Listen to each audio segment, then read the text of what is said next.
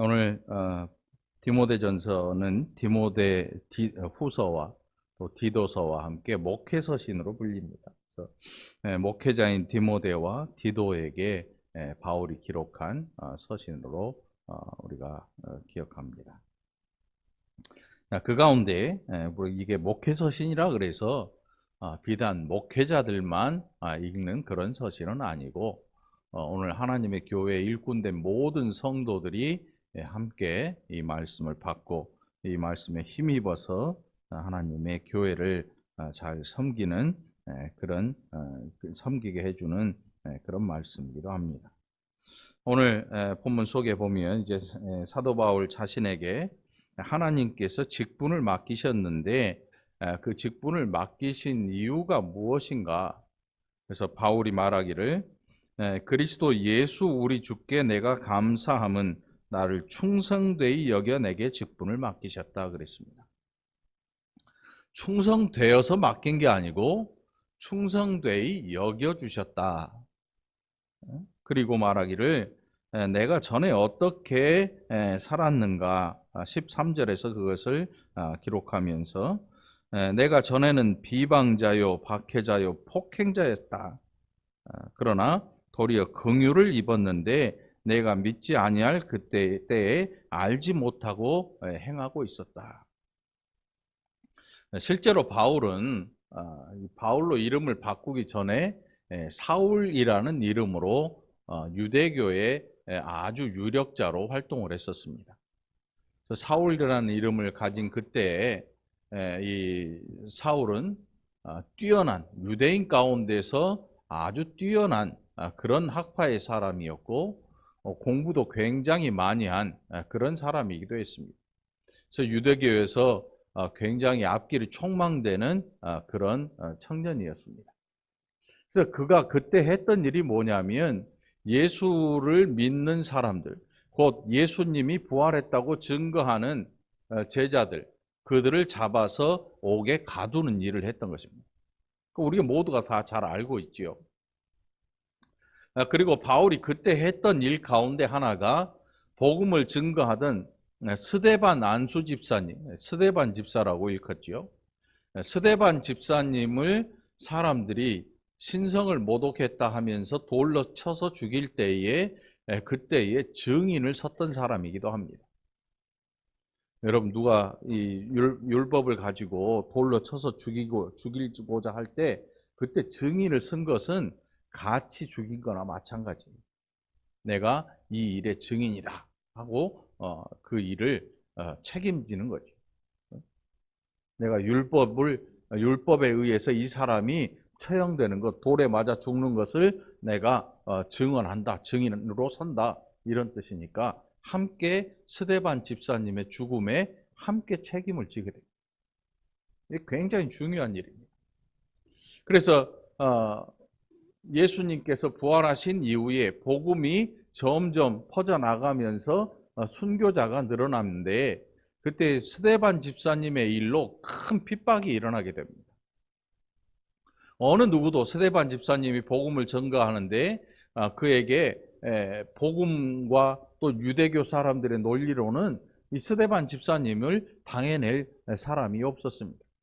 스데반 집사님이 말을 잘해서가 아니고 그가 본대로 받은 그대로 복음을 전했기 때문에 거짓이 안 섞여 있기 때문에 진실이 사람들에게 들려진 것입니다. 그래서 어느 누구도 그것에 대해서 반박할 수 없었고 오히려 유대인들이 이를 갈면서 스데반 집사님을 돌로 쳐 죽이고자 하는 시도를 했던 것입니다. 그리고 거기에 증인으로 사울이 있었습니다. 아마도 하나님께서 그런 사울을 망하도록 버려두지 아니하시고 오히려 잘못된 그 열심을 이제는 하나님 아버지의 뜻에 따라 쓰임 받을 수 있도록 이 사울을 부르시고 그의 이름을 바울로 또 바꿔놓으십니다. 사울이라는 이름 여러분 아시죠? 구약에 이스라엘의 초대 왕의 이름이 사울 아닙니까? 베냐민 지파로 굉장히 좋은 이름이기도 합니다. 근데 사실 사람이 좋은 이름을 지어준다고 해서 그 좋은 이름대로 사는 사람이 그렇게 많지는 않는 것 같아요. 부모들이 기대를 하고 아이를 위해서 뭐 좋은 이름을 다 지어주는데 그 이름대로 아주 잘 사는 그런 인생은 별로 그렇게 많지 않은 것 같습니다. 아무튼 이름의 뜻이 중요하지 않겠지요. 많은 사람들이 다 좋은 이름을 가지고 살기 때문에 오늘 그가 고백하기를 내가 전에는 비방자요 박해자요 폭행자였으나 도리어 긍휼을 입은 것은 내가 믿지 아니할 때 알지 못하고 행하였습니다. 그가 알지 못하고 행하였기 때문에 나는 책임이 없다 이런 뜻이 아니고 그가 알지 못하고 행하던 그때에 하나님께서 그를 불쌍히 여기셨다 이런 뜻입니다. 여러분 사람을 포기하는 것 그거는요 그가 하는 대로 내버려 두는 것입니다. 그냥 버려두는 것. 방치함. 길거리에 가보면 밤 늦은 시간에 불이 환하게 켜진 그런 번화가에 가면 아이들이 있어요. 아이들이. 초등학생들도 있어요. 11시가 넘고 12시가 다 돼가는데 초등학생들이 뭐 서너 명 몰려다니기도 하고 뭐 중학생들은 또 있고 뭐 고등학생들 말할 것도 없고 근데 아마 부모가 그들을 관심을 가지고 거두어 들이면 집으로 돌아갈 텐데 아이들이 갈 곳이 없는 아이들도 있어요. 그냥 부모가 날새기로 장사를 하고 아이들이 집에 있는지 없는지 확인할 겨를도 없이 아이들은 그냥 그렇게 방치되는 거예요. 그러다가 범죄에 휩싸이기도 하고 근데 그 정도는 그나마 양호한 거죠. 그런데 정말 무서운 건 뭐냐면 하나님께서 어떤 인생에 대해서 무관하도록 그냥 그대로 살도록 놔두시는 이게 세상에서 제일 무서운 거죠. 부모가 아이를 방치하는 그보다 더 무서운 게 하나님께서 어느 인생에 대하여서 그래 네 마음대로 살아봐라 놔둬 버리시는 이 버림받는 거죠. 하나님 죽음보다 더 무서운 게 뭐냐면 바로 이거예요. 그런데 놀랍게도 하나님께서 바울이 알지 못하고 행할 그때에 그를 거저 버려두지 아니하시고 그를 불쌍히 여기셨다는 겁니다. 여러분 예수 믿기 전에 여러분들은 어떤 일을 하셨습니까? 뭐 어떤 분들은 나는 뱃속에서부터 신앙생활을 했다. 엄마가 나를 뱃속에서부터 교회 데리고 다녔다. 태어나서 눈 떠보니까 교회에 있더라. 뭐 그런 아이들도 있을 거예요. 우리 수경이 같은 혜인이나 용민이 같은 우리 사랑자매 뱃속에 있는 아이 같은 경우 눈 떠보니까 교회더라. 뭐 이럴 수도 있겠지요. 근데 바울 같은 경우에는 유대교가 정말 진짜인 줄 알고 있었습니다. 물론 유대교는 가짜는 아니었습니다. 그런데 언제 유대교가 끝나버렸는가 하면 예수 그리스도가 오시면서 그 예수 그리스도를 영접하지 못한 그때부터 유대교에는 문제가 발생하기 시작한 것입니다. 왜냐하면 유대교에서 믿는 이 성경, 모세 오경과 시가서 이런 것들, 이런 내용들의 중심이 뭐냐면 오실 메시아를 그들에게 알려주고 있었기 때문입니다. 그래서 구약에서 모든 예언들이 신약에서 성취되는 그 모든 것들이 예수 그리스도를 통해서 유대교의 모든 사람들, 곧 제사장들, 대제사장, 가문들, 서기관들, 특별히 서기관들은 성경을 필사하는 그런 일을 맡고 있었기 때문에 성경을 연구하고 성경에 대해서 누구보다도 더 잘 아는 그런 사람들이었습니다. 그럼에도 불구하고 그들은 예수 그리스도를 영접하지 아니하였습니다. 오히려 예수님을 잡아 죽여버렸죠. 이 대제사장들, 그 당시에 유력한 사람들, 서기관들, 바리새인과 이런 사람들이 예수님을 잡아 죽인 것은 성경을 모르기 때문이 아니고 너무나 잘 알기 때문에 덮어버리려고 한 것입니다. 여러분 어떤 사람이 와서 여태껏 역사와 전통을 가지고 있다라고 자부하고 있고, 그것 때문에 사람들에게 존경을 받고 잔치자리에 가기만 하면 자기의 상석이 예비되어 있는 그런 사람들, 그런 생활을 누리던 사람들이 어느 날 갑자기 예수라는 저 보잘것없는 동네 출신인 사람이 나오더니 그들의 살아왔던 모든 것에 대해서 이야기를 하는데 자기들의 낯이 붉을 정도로 정확한 이야기를 합니다. 여태껏은 자기들끼리 덮어주고 자기들끼리 인정해주고 자기들끼리 칭찬해주고 자기들끼리 높여주고 했던 이런 모든 일련의 일들이 예수 그리스도의 말씀 앞에 낱낱이 드러나기 시작하는데 부끄럽기 짝이 없는 것입니다. 전혀 거짓된 것을 이야기했다면 아마 진작에 잡아 죽였을 것입니다. 그런데 참말을 하시고 거짓된 것을 말씀하지 아니하고 하시는 모든 일마다 하나님의 뜻이 그대로 드러나고 구약에서 예언한 모든 것들이 그들의 눈앞에서 이루어지는 것을 보면서 그들은 예수님을 함부로 잡아 죽일 수가 없는 것입니다. 그래서 결국 자기들 손에 피를 안 묻히고 로마 군병에게 넘겨서 로마 법에 의해서 십자가에 달려 죽게 한 것입니다. 굉장히 지혜롭지요. 정치라는 게 이렇게 무서운 거예요, 여러분. 정치라고 하는 게 메시아를 잡아 죽이는 그런 사람들입니다. 신앙생활 잘 하려면 웬만하면 정치 같은 건 안 하는 게 낫고, 정치하는 사람들과는 어지간하면 안 어울리는 게 거룩함을 유지하는 방법이기도 한 것입니다. 그래서 반쪽으로 뚝 나눠져 버린 이 시대를 위해서 여러분들 우리가 기도해야 될 줄 믿습니다. 네. 바로 바울이 그런 사람이었습니다. 유대교의 모든 것이 완벽하고 유대교의 모든 것을 행하면 스데반 집사님은 죽어도 마땅한 사람이었고, 예수를 믿는 사람들을 잡아서 옥에 가두는 일은 유대교에서 의로운 일이고 하나님 앞에 정당한 일이고 거룩한 일로 여겨왔던 것입니다. 그런데 하나님께서 그를 불쌍히 여기시면서 일이 생겨납니다. 그가 기세가 등등해서 다메섹이라는 성으로 가고 있을 때 하나님께서 그를 부르셨습니다. 그의 눈이 보이지 아니하였고 하늘에서 예수님의 음성이 들려왔고, 나는 네가 핍박하는 예수라는 이 말씀 앞에 그는 여태껏 살아왔던 모든 날들, 유대교에서 행해왔던 모든 것들이 얼마나 크게 잘못되었는가를 알게 되죠. 그리고 그가 하나님의 이방인들에게 복음을 전하는 하나님의 택한 그릇으로 쓰임받게 됩니다. 여러분들이 우리가 생각할 때 얼핏 야, 바울은 정말 믿음도 좋았겠구나, 믿음도 좋았네. 그런데 사실 믿음이 좋은 게 아니고 하나님의 그 큰 사랑이 바울을 변화시킨 것입니다.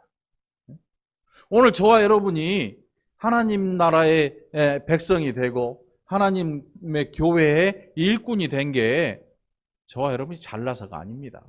오늘 이 본문 보면 바울이 이렇게 잘못 행할 때 하나님께서 그를 긍휼히 여기신 그 일로, 그리고 14절에 보면 우리 주의 은혜가 그리스도 예수 안에 있는 믿음과 사랑과 함께 넘치도록 풍성하였도다. 이 넘치도록 풍성한 믿음과 사랑, 그리스도 예수 안에 있는 믿음과 사랑. 죄 많은 자일수록 이 은혜가 더 풍성해요.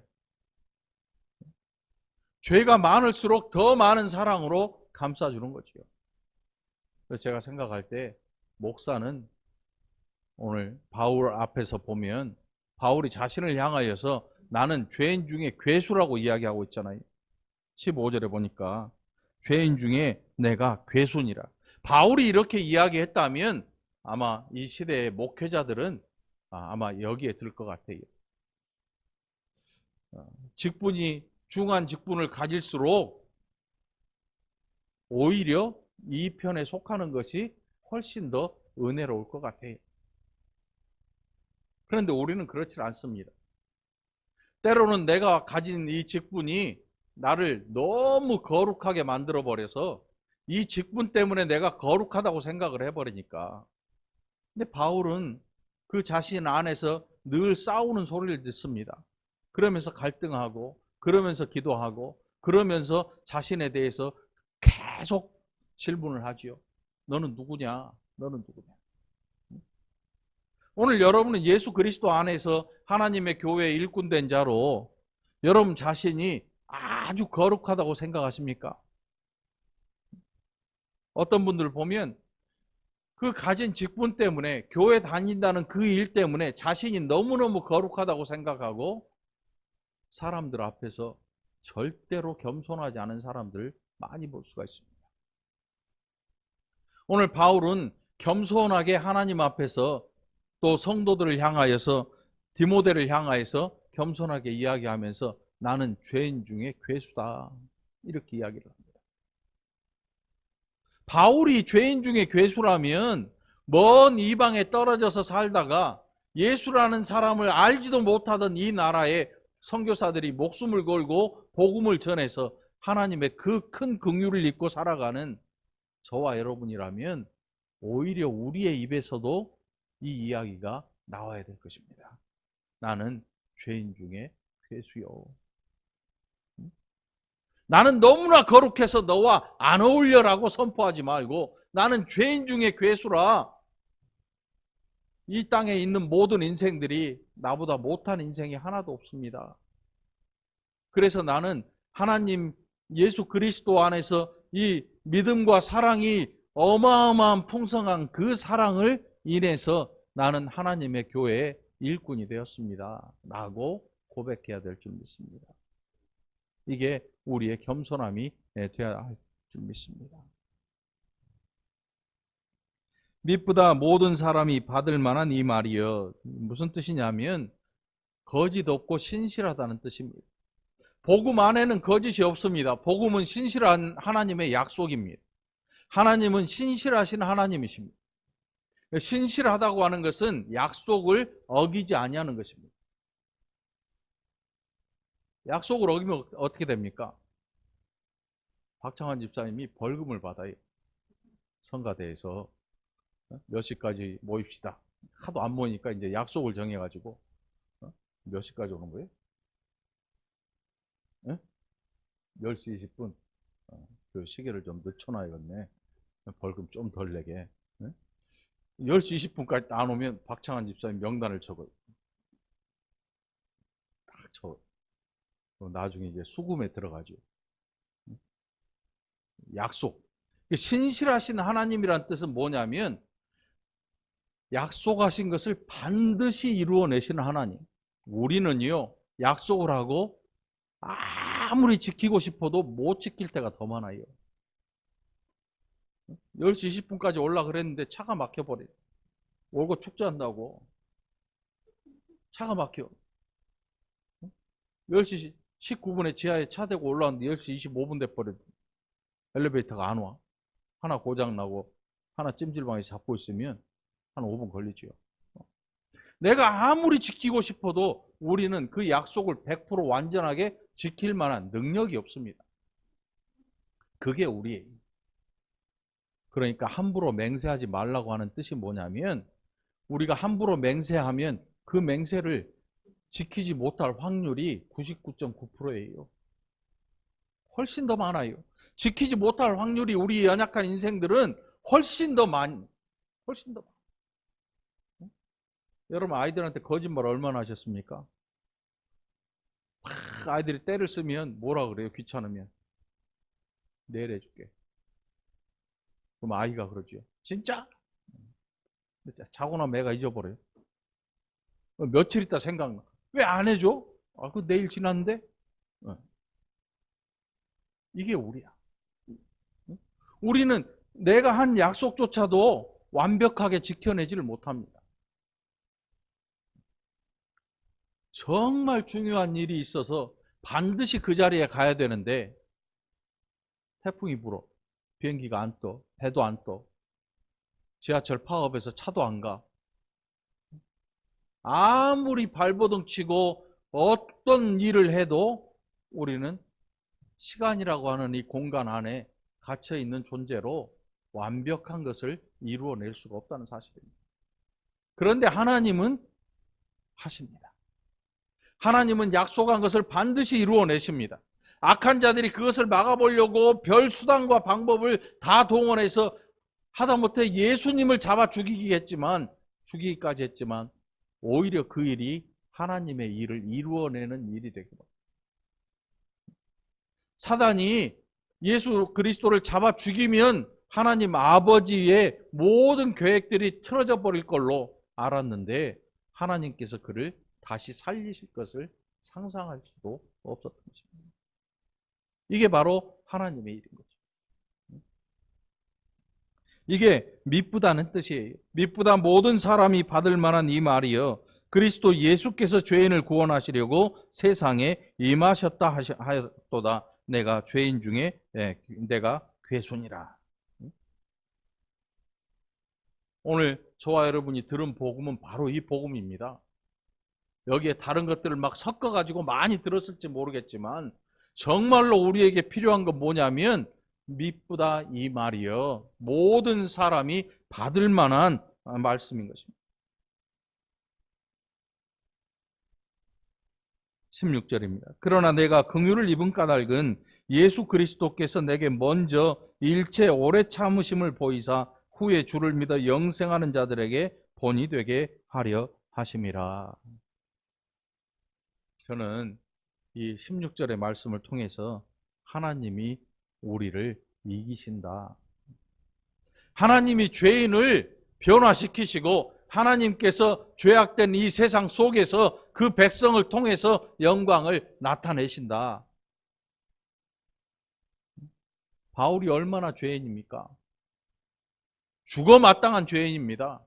하나님의 백성들, 그 귀한 스데반 집사님을 죽음에 내몰았고 수도 없는 성도들을 감옥에 보냈던 사람이 바로 바울인데 우리 생각에는 죽어 마땅한 사람인데 하나님은 그를 변화시키셔서 세상에 본을 보이십니다. 그러니 한번 생각해 보십시오. 바울이라고 하는 이 전도자의 삶이 얼마나 힘들었을지를 한번 생각해 보시기 바랍니다. 처음에 유대교에서 기세가 등등해서 예수 믿는 사람들을 핍박하던 바울이 갑자기 바뀝니다. 그러더니 이름도 바꿔요. 그러니까 유대교 사람들이 갑자기 멍하지요. 야, 저거 진짜 저렇게 된 거야? 아니면 위장해서 저기 들어간 거야? 나중에 보니까 애가 좀 이상해.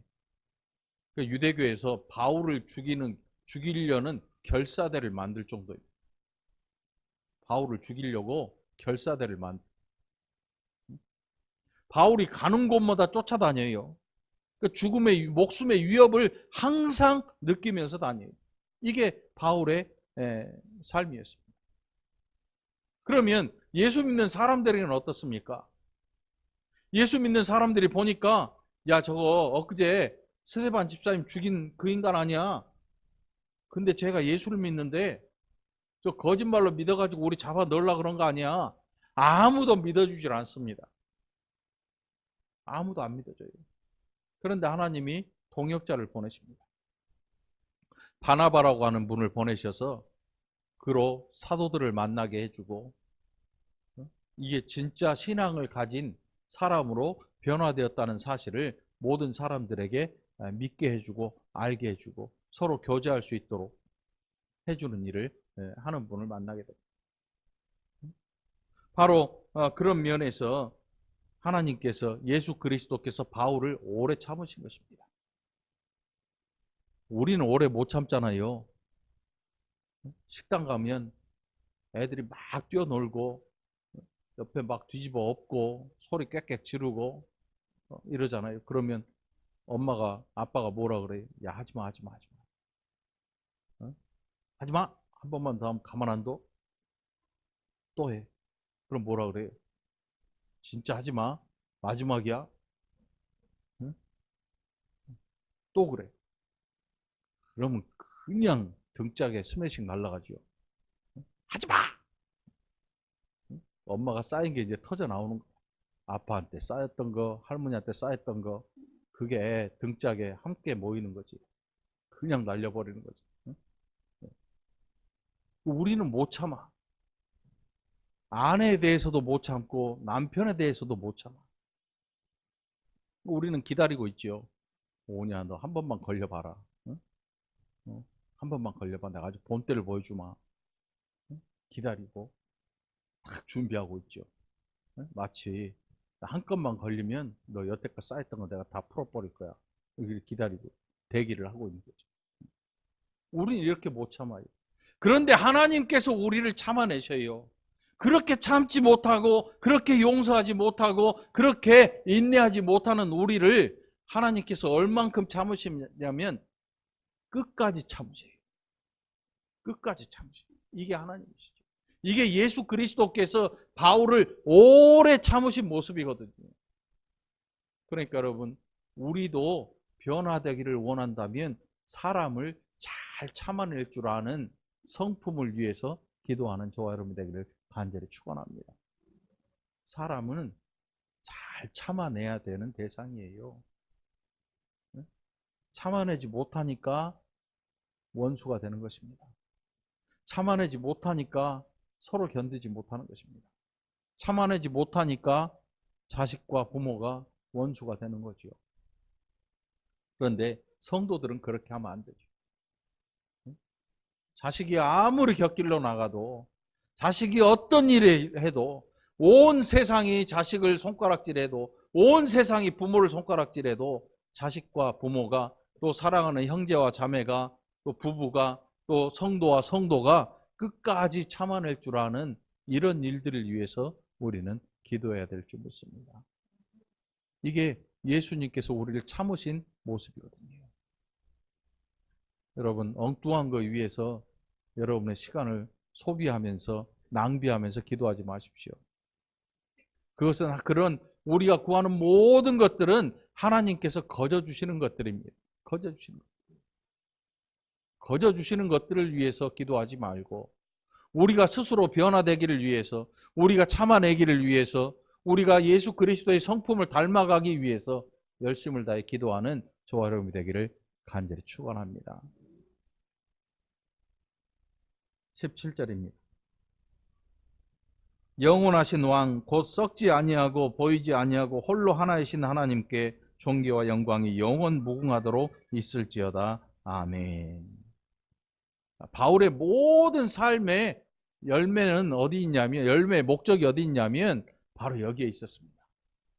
그런 자기를 통해서 나타난 모든 일들, 곧 그것을 하나님 앞으로 영광을 돌렸습니다.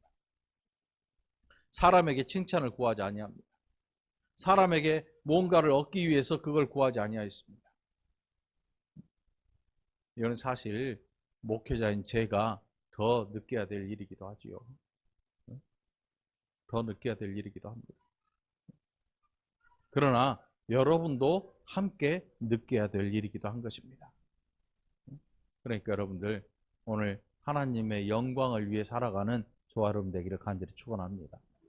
무슨 일을 하든지 어떤 생각을 하든지 어떤 곳에 있든지 하나님의 영광을 위해 살아가는, 그래서 교회에서나 밖에서나 동일한 삶을 이어가는 여러분이 되기를 그리스도 예수 이름으로 간절히 축원합니다.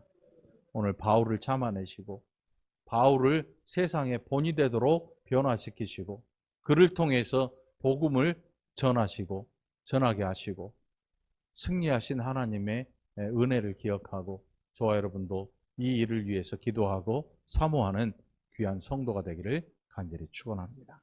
기도합시다. 하나님 아버지 감사합니다. 우리가 얼마나 겸손하지 못하고 얼마나 우리 자신을 저 높이에 두었던지 오늘 하나님 귀히 여기시고 큰 사랑으로 덮으셨던 바울을 통해서 우리 자신을 돌아보았습니다. 우리도 겸손한 자가 되고 끝까지 잘 참는 자들이 되게 하셔서 이 교회가 은혜로 평안한 교회가 되게 하여 주시옵소서. 사랑하는 모든 성도들의 가정들이 평안한 가정 되게 하시고 또 직장에서도 평안한 직장 생활 누릴 수 있도록 함께하여 주시옵소서. 감사드리옵고 예수님 이름으로 간절히 기도합나이다. 아멘.